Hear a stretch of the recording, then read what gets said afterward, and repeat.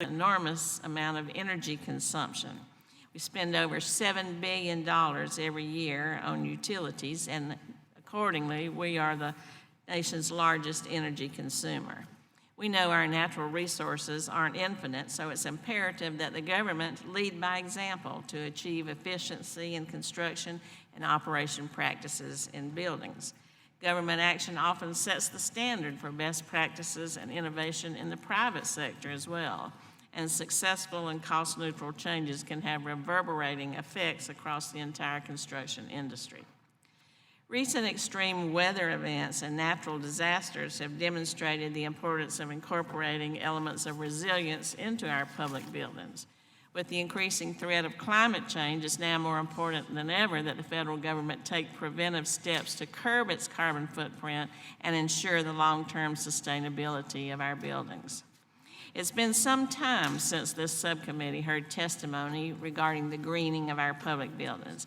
In fact, it was nearly a decade ago that the very first witness testified in front of this subcommittee on life cycle cost benefits and improved health of occupants in green buildings. So I look forward to hearing from our witnesses what progress has been made and where we continue to lag behind and what we can do to address that. Third-party certification systems such as LEED, Energy Star, and Green Globes are used to assess how well green building principles are incorporated into a building's design and operation. So it's important that this subcommittee get a clearer picture of how those systems are perceived today and how they're being utilized by federal agencies. So thank you all for being here. In 2015, President Obama issued an executive order providing specific annual guidelines to significantly decrease energy consumption in our public buildings, to promote renewable energy use, and to incorporate resilient design elements into public building construction.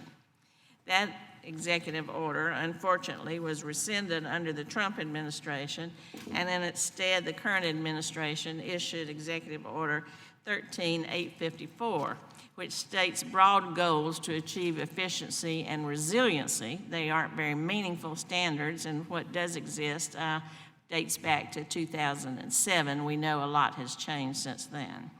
I look to our witnesses and hope that they can discuss what impacts this new executive order is having or will have on achieving our resiliency and efficiency goals. My colleagues and I are anxious to hear about progress from the witnesses, but we also want to understand how the existing state of regulation may be insufficient.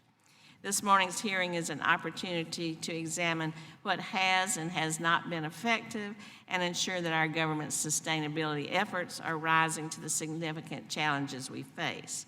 This is a chance to look at the past accomplishments, the present situation, and our future goals. We have gone over time from a focus on green buildings to trying to also create healthy buildings and to the future need for smart and secure buildings.